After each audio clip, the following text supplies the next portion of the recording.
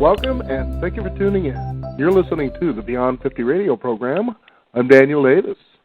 Joining us here on the Beyond 50 radio program today is the national authority on the 6 generations of Americans, from the silent generation to what is known as Generation 9/11. We're going to learn how that you can market to what is known as the Millennial woman. This is someone who's born between 1982 and 2000. It's known as a specialized demographic of more than 80 million strong with a can-do attitude and a financial powerhouse unlike any generation of women that we have experienced in the past 100 years. They have off-the-charts buying power. Their effect on the economy and politics is unprecedented.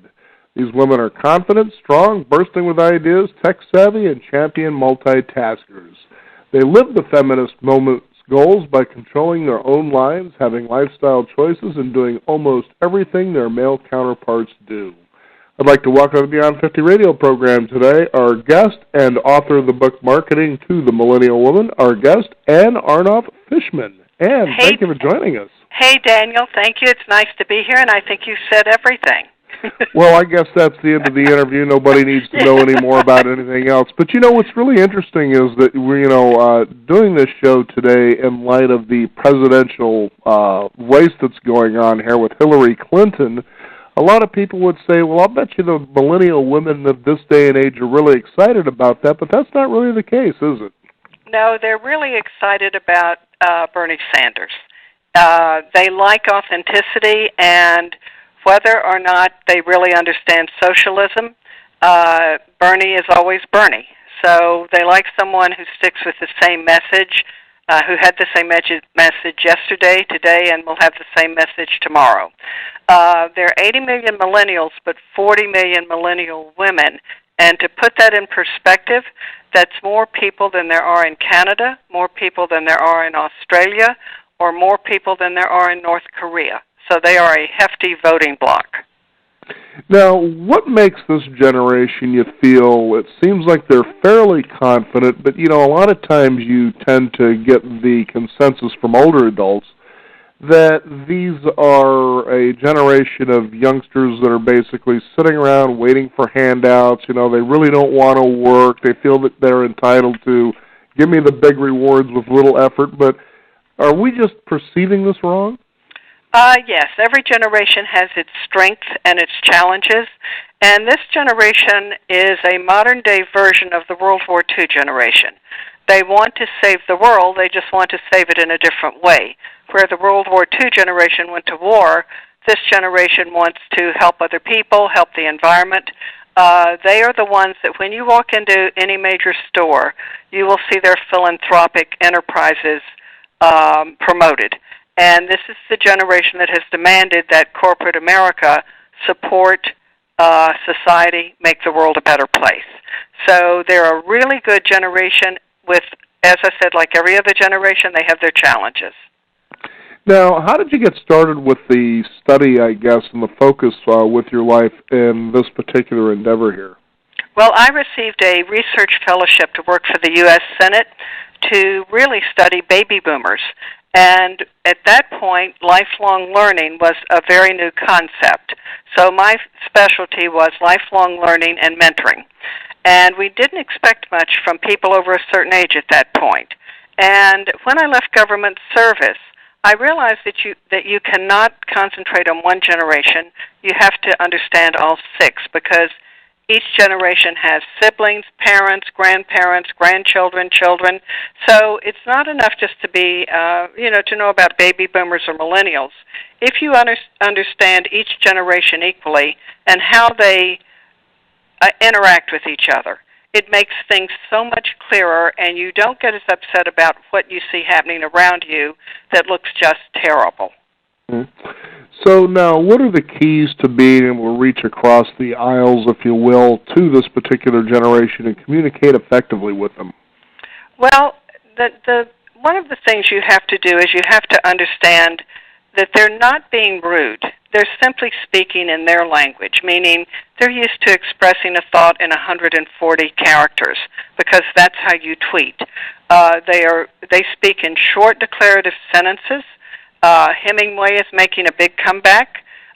They prefer to really for you to communicate with them in their style. And on the other hand, they need to learn how to write a proper letter to communicate with you in your style. So basically, the methods of communication, we need to respect how each of the other generations likes its communication. For example, my son, who's a Gen Xer, I sent him a message one day and I said, "Would you call me?" This is highly unusual for me. And he sent me back a message that said, "Could you possibly put it in a text?" So that's his method of communication. But millennials really like to tweet. They love social media. They love to communicate with you in their style. Well, that certainly makes a lot of sense. I know yesterday as I was watching some of, I guess it was like an Entertainment Tonight magazine show, they were showing how I believe it was Prince Andrew or Harry. I can't remember which one is the most eligible bachelor, but he was talking with a gal who had received medals for swimming, and she was actually a veteran of the Iraq War, and she was actually injured in the hip due to a gunshot wound, I guess. And it reminded me that there was a series that I love watching called Carrier, and what this is, it's about the USS Nimitz and, you know, their mission over in the Middle East and so forth. And here's what's astounding is I actually served in the United States Navy back in the 1980s. Well, thank you for your service. Well, thank you very much. But this isn't about me. This is about the millennials. But here's the thing, is in this, you know, the USS Nimitz is considered to be the most powerful weapon that we have for war. And there were women on this. Not only were there women on that ship, but there were also women in the aircraft that were doing the, you know, the runs and the strikes if they had to. And I was thinking, boy, we've really come a long way. I mean, women are on the ground, you know, they're in there as rangers and the like. And so, you know, back to when we were talking about, you know, this idea of Hillary Clinton being the idea feminist event, not so true. This has been going on here for quite a long time. And when you got women and weapons and they're serving in war in that capacity, we really have come quite a long way, haven't we?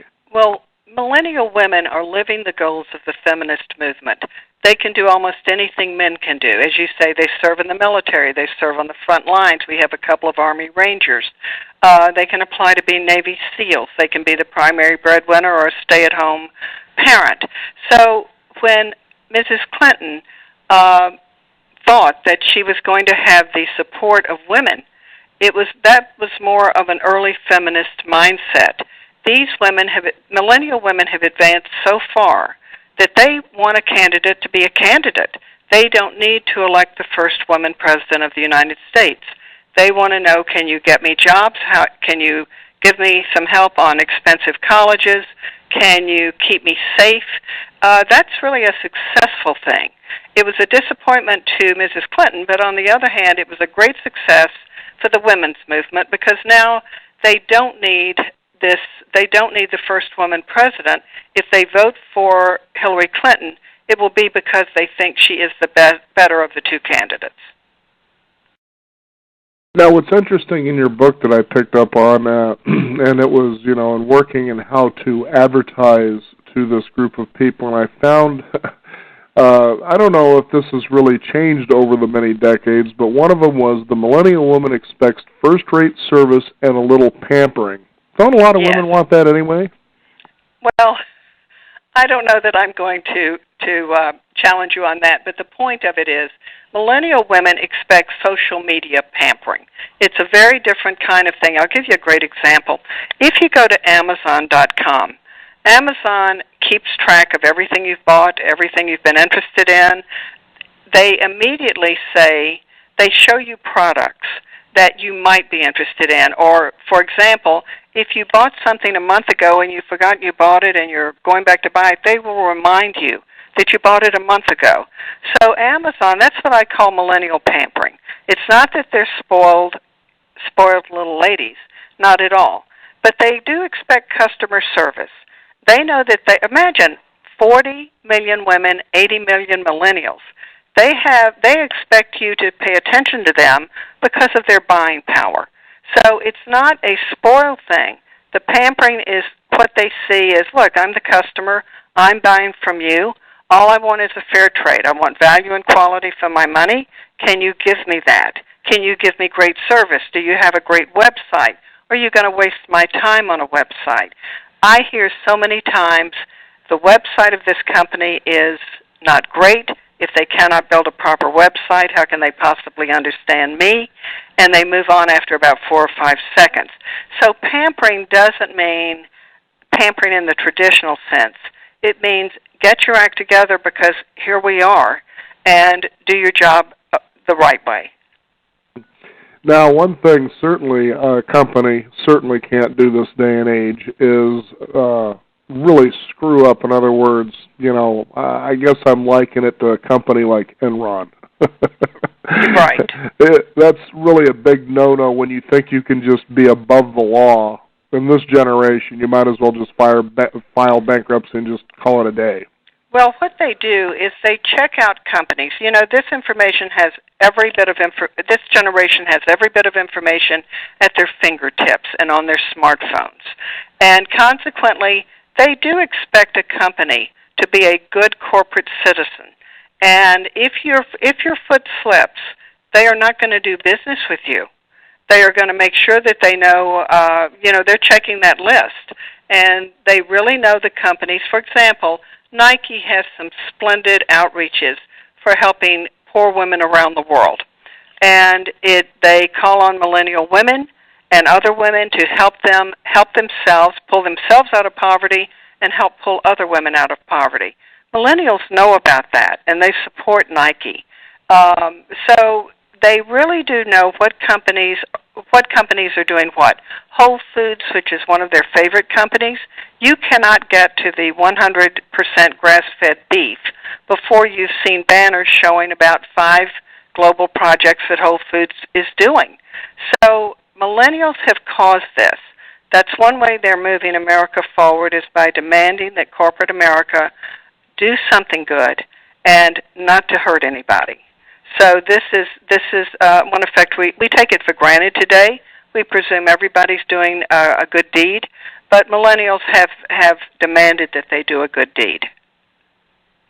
And it seems that with an age in which we have texts, we have Twitter, Instagram. I mean, it's all seemingly instant information right at our fingertips. They require that information be pretty accurate too, don't they? Well, they check you. There's a lot out there in the Twitterverse and out there on social media that is incorrect.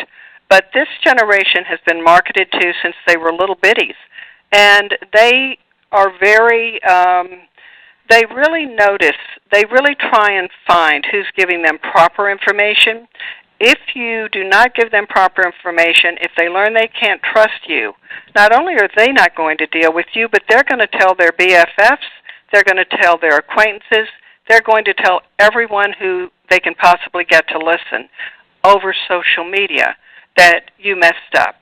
So they understand normal things that go wrong. But if a company messes up the wrong way and does the wrong thing, and I'll give you a funny kind of example. Target had a promotion where they had Miss Sony, an Italian fashion house, make items just for Target. And as soon as that went online, the computer crashed, the website crashed. Well, millennials don't take kindly to this because, you were putting up a promotion, you promoted it online, you expected us to come and buy, and you weren't ready for us. So a lot of them quit buying at Target for a while, just as a display of, get your act together, Target, so that we can come and promise this, but deliver on what you promise us. So social media is such a powerful tool that when you have something like this latest deal with Facebook, where is Facebook slanting the news toward a liberal bias over a conservative bias, and if they're not being equal to both, to everyone, this is a big deal for Facebook because millennials and Gen Xers do not like dishonesty. They don't like anything slanted. That's why they don't get their news from broadcasters. They wonder if this particular station is slanted conservatively, is this station slanted liberally. They just want the news. And consequently, they will go out and build their own news blogs from the people that they trust.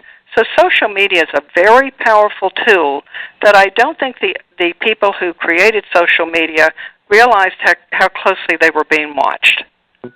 You know, I'm glad that you brought up the social media aspect. I found this really interesting as I was kind of doing some research into this, and that is that a lot of times people get excited with social media believing they can advertise their goods or services to people in social media.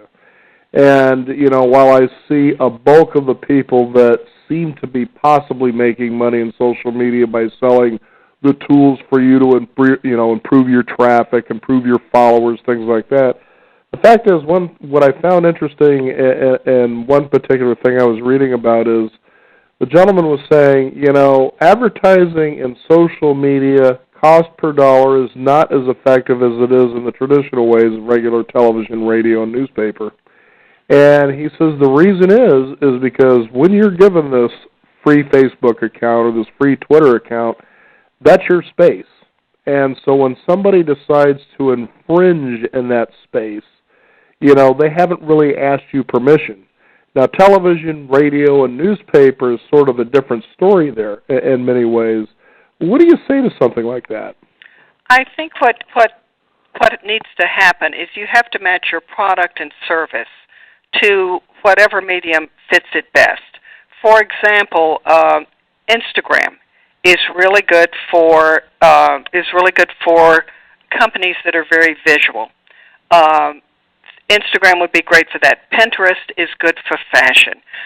It's good for other things, but it's not enough just to put up all of these little icons and symbols here. You have to know what is it that my customers visit. And the really cheap, interesting way to achieve that is to get a millennial to find out what the hot sites are, what the hot social media is for your particular product. If I had a company that was selling like that, I would appoint a really sharp millennial and say, look, what I want you to do is just follow social media, see who the kind of people we target are going to, because you really do have to keep an eye on that. It can be hijacked. You can have people come in and flood it.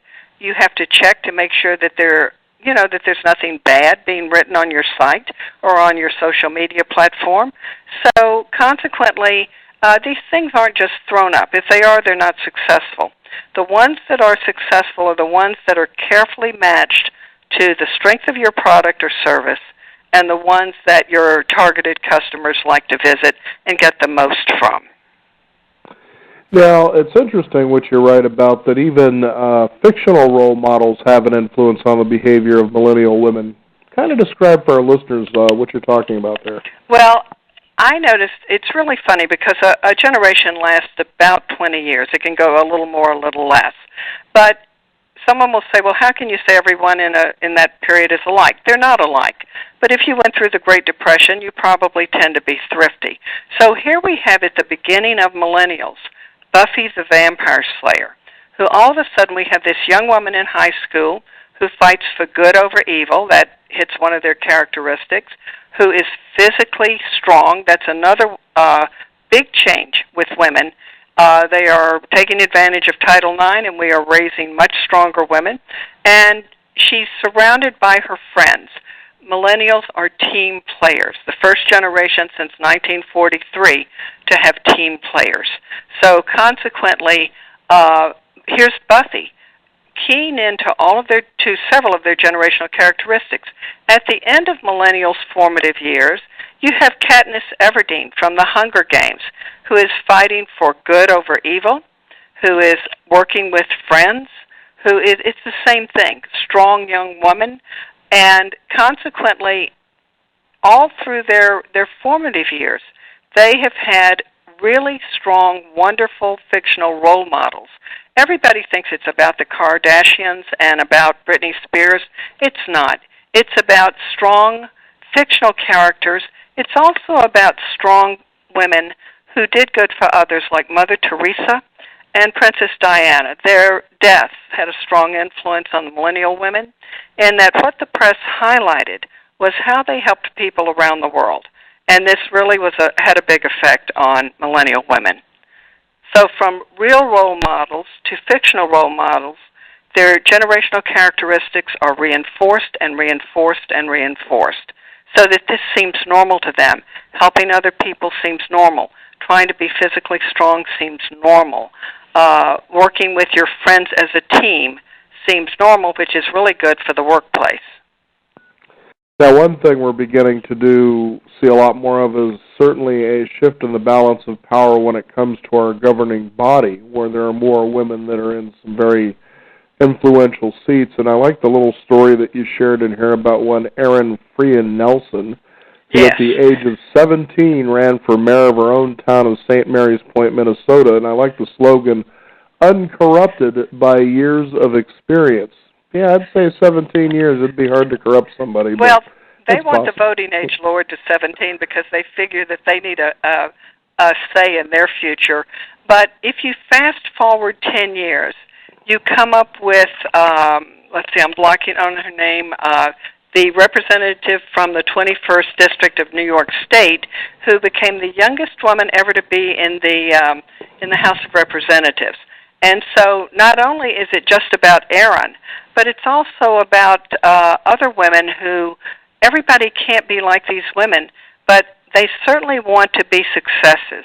This generation wants to assume leadership roles no matter where they are. In fact, they want to achieve them so quickly that sometimes it can drive employers mad because they want to be the CEO by next week. And they gravitate toward companies that help them improve themselves. They want to be a part of the marketing. They want to be a part of the product development. They really want to promote the company they work for. And so you have a bunch of eager beavers here. That's really great. They're team players. They're enthusiastic. They're eager beavers. And so consequently, they're a great generation. However, you have to be ready for them. If you don't understand their characteristics, they could easily overwhelm you. You know, I'm glad that you brought that up because, you know, there used to be a time and an age, especially during, you know, our industrial manufacturing eras where the idea that when you came into a company, you put in your time before your voice was heard. You know, it's sort of you've got to earn your stripes before we even care about any of your ideas. But certainly with this generation, that's not the case. You really got to allow them to give you the input and to really be open-minded to the direction they may be taking you here. You know, and I think that's a very valuable thing for, you know, people to understand about this generation. Well, it's a great observation. I want you to think about Internet thinking. When you go online, you may not know the sex, the education, the political persuasion of the person that you're chatting with. All you have to judge that person on is the quality of the thinking. Consequently, when they go into a company, a good idea is a good idea on day one as much as it is a good idea 2 years later. So you really can't, they don't mean to be rude by walking in on their first day and by the afternoon saying, I have a great idea, how we can improve this company. Don't be too shocked when you hear that. What you have to do is take the idea seriously, either use it or don't use it based on whether or not it really is good for the company, but don't discard it because they're presenting ideas to you. You never want to damper their enthusiasm. You want to help them understand, gee, that's a great idea, but we can't use it because of A, B, and C, or that's a terrific idea. Would you do some work on that, and let's see if we can incorporate it into the company. But a good idea is a good idea whether it comes from an 18-year-old or a 48-year-old. They have to understand and be taught. It's the quality of the idea. You know, and it also brings up a point for anybody out there listening who runs a business is, you know, do you really want to be a business owner? Well, if you do, then you want to back off and let the business run itself instead of you micromanaging. And this isn't a generation that really likes micromanaging. I know myself, I didn't as well. It's like, you paid me to do a job, go and do what you're supposed to go do. Don't stand and hover over me because you have nothing to do. Well, I will tell you, the interesting thing is Generation X, born from 1961 to 1981, you did not have to micromanage them. You just had to tell them what to do, say, come to me if you have any problems, but you could leave them alone. millennials actually need a little bit of management. And the reason why is this generation really doesn't understand the concept of privacy. If you think about it, because of social media, they are the tell-all generation. They tell everything to everybody all the time. So it's not that they're trying to talk about the customer that just walked into your store or badmouth the boss. They really are just used to expressing themselves about everything. And consequently, on day one that a millennial comes to work for you, you have to make it very clear. This is what is in-house. This is what is out of the company. And you have to really spell it out for them, because they're coming from a world where it's a water cooler world, where everything is talked about, to a situation in a company where you really don't want clients talked about. You really don't want company innovations talked about. So millennials do have to be managed a little bit. I would say they have to be taught how the corporate world, how the real world works, and they're eager to learn. Well, I'll tell you, this is all such exciting stuff for the listeners out there. We're talking with Ann Arnold-Fishman, her book, Marketing to the Millennial Woman. Now, what would you say is the biggest takeaway we can give to our listeners today in really encompassing the scope of what we've been talking about here? I would say the biggest takeaway is respect their differences.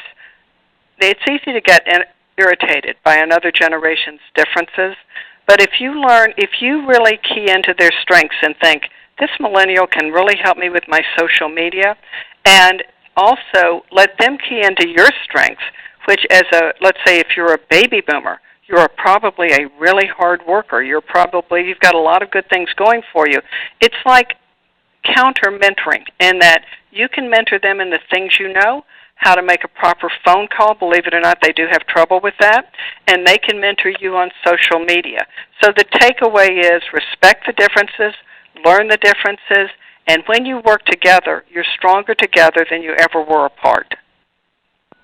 Absolutely. Well, Ann, I want to thank you for taking the time to join us here on the program to talk about this. It's always exciting because, even though earlier in the show I mentioned what it seems to be the perception of this generation is, the fact is there's a lot of great youngsters out there doing a lot of wonderful things, and I think they're more empowered now than we were when we were that age, just because, like you said, the social media, all of it allows them to be able to do that. It wasn't like, as I'm sure you were growing up and I was growing up, you had 4 television stations. So you were stuck with what they were feeding you, kind of a thing. And it's not like that anymore. The other thing, Daniel, which empowers them, they had strong family support, strong religious support, strong government programs. When you get that much support during your formative years, you feel empowered. Not entitled, but empowered. You think you can have a great life with enough energy left over to help other people. And we have to take advantage of that, and we have to tap into that because we need their enthusiasm and their optimism. Now, is there a website people can find out more? Yes, AnnFishman.com. That seems simple enough, Ann. Thank you so much for joining us here on the program today. Oh, thank you, Daniel, and it was a pleasure to be on. You bet. We want to thank you, the listeners out there, for joining us. You can also discover more by visiting us at Beyond50Radio.com. That is the number 50. We encourage you to subscribe to our weekly e-newsletter to stay up to date on what's going on with Beyond 50. You can also follow us on Twitter at Beyond50Radio as well as Facebook. I'm Daniel Davis. Thank you for joining us. This is the Beyond 50 Radio program, and remember, live your day past halfway.